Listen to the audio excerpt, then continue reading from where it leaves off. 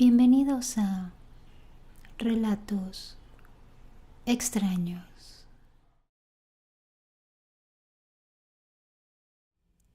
Hace tiempo conocí a un chico francés y todos los días me insistía para que fuéramos a almorzar, a desayunar o simplemente salir a caminar. Era así todos los días, sin falta. De tanto insistir, un día le acepté la salida. Pero justo antes de salir, algo me dijo: no vayas. Y me entró un frío por todo el cuerpo, un miedo extraño, un miedo que venía de mi cuerpo, no de mi mente. Yo estaba un poco confundida. Me sentía confiada, pero algo me detenía. Después de pasar la puerta de mi casa, cuando iba de salida para verlo, fue peor ese miedo extraño. Algo me decía: no vayas. Mi mente y mi cuerpo estaban en desacuerdo. Así es que decidí no ir.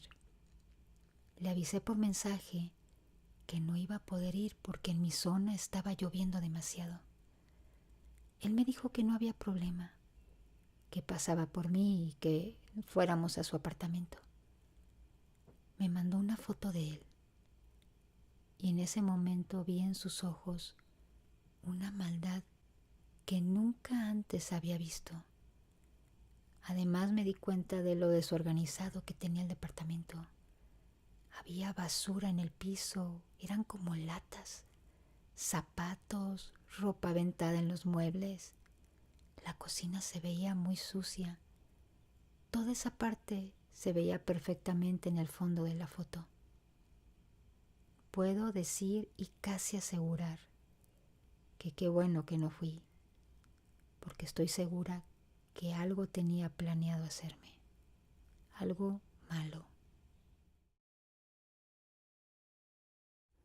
Yo conocí a un narcisista. No lo conocí en una aplicación de citas. Lo conocí en un bar. Había ido con mis amigas a pasar un rato para divertirme. Y cuando lo vi, me pareció un chico agradable. Me gustaba su sonrisa y, en cuanto platiqué con él, me gustaba la manera que tenía de platicar. Veía directo a los ojos. Aunque me llegó a intimidar en algunas ocasiones, pues su mirada era muy fuerte. Al poco rato de conocernos, intercambiamos nuestro número y noté que de inmediato él me envió un WhatsApp, como para cerciorarse de que yo le hubiera dado el número correcto. Eso me hizo pensar que tal vez ya antes lo habían engañado y simplemente quería asegurarse. No le di mucha importancia. Al poco rato me fui y al llegar a mi casa me estaba poniendo mi pijama cuando recibí un mensaje de él. Me dijo que si podíamos vernos al día siguiente para salir a caminar. Y yo le acepté la salida. Al día siguiente nos vimos como habíamos acordado. Y mientras caminábamos, yo recibí un mensaje. Me detuve un momento, nunca sin dejar de escucharlo porque él iba platicando. Me puse a contestar el mensaje, pero increíblemente él me tomó el teléfono y lo apagó. Me dijo que era de mala educación hacer eso cuando platicabas con alguien. Les digo la verdad, me dio miedo. Me dio miedo porque yo prácticamente acababa de conocerlo y que él hubiera tenido el atrevimiento de arrebatarme el teléfono para apagarlo, para que yo tuviera toda la atención en él, fue escalofriante. Traté de disimular para que él no se diera cuenta que me había asustado. Sonreí nerviosa y le pedí de regreso mi teléfono. Seguimos caminando, pero yo ya me sentía muy incómoda con ese gesto que había tenido. Entonces dejé pasar un poco rato, que serían unos 15 minutos, y le dije que tenía que irme porque me habían mandado un mensaje de un trabajo que estaba solicitando. que ese era el mensaje que yo iba a contestar cuando él me había quitado el teléfono. Y con eso me justifiqué. Desde ahí nunca más volví a contestarle mensajes. Deben de tener mucho cuidado, chicas, cuando conozcan a una persona así. Acuérdense de las señales. No se cieguen aunque la persona sea agradable o sea bonita o guapa. Siempre protéjanse a ustedes mismas. Y sobre todo, como les digo, vean las señales. En la época de la pandemia, la verdad sí me encontraba bastante aburrida de tanto encerramiento.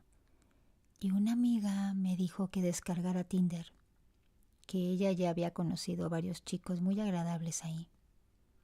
Yo dudé un poco, la verdad, pero finalmente lo descargué. Al poco rato recibí un mensaje que había hecho match con otro chico que me había gustado y comenzamos a platicar. Él decía ser un empresario exitoso. Decía que siempre andaba muy ocupado y que le gustaría que nos conociéramos en persona porque, la verdad, a veces no tenía tiempo de relacionarse con las personas. Él me dijo que si podía ser al día siguiente, como a las 5 de la tarde, y le dije que sí. Mi hermana me recomendó que lo viera en un lugar público, así es que le mandé mensaje diciéndole que si nos podíamos ver en una cafetería que está cerca a mi casa. Nos encontramos y, la verdad, era un tipo muy, muy agradable. Pero la mirada, su mirada era extraña. Cada vez que me volteaba a ver y me veía fijamente, yo me sentía muy incómoda. Nunca he batallado para sostenerle la mirada a las personas, pero con él era diferente. Cuando lo veía, se me erizaba la piel. Sentía un miedo. Su mirada era extremadamente dominante. Aún así traté de no darle importancia. Al día siguiente me mandó mensaje. Me dijo que tenía que salir de viaje, pero regresando me contactaría para que nos viéramos nuevamente. Así es que, como él me presumía tanto ser muy exitoso y etcétera, etcétera, decidí googlearlo y me llevé el peor susto de mi vida. Había una información muy mala de él. Me encontré con que ese tipo había estado encarcelado hace unos años porque había desvivido a su expareja. Esto había ocurrido en Jalisco, México. Esa chica igual lo había conocido por una aplicación. Ella tenía un hijo con otra pareja, pero estaba separada y desgraciadamente se había topado con este monstruo. Él había desvivido y no solo a ella, también a su pequeño hijo. De inmediato lo bloqueé de todas mis redes. Por suerte, nunca le di la dirección de mi casa.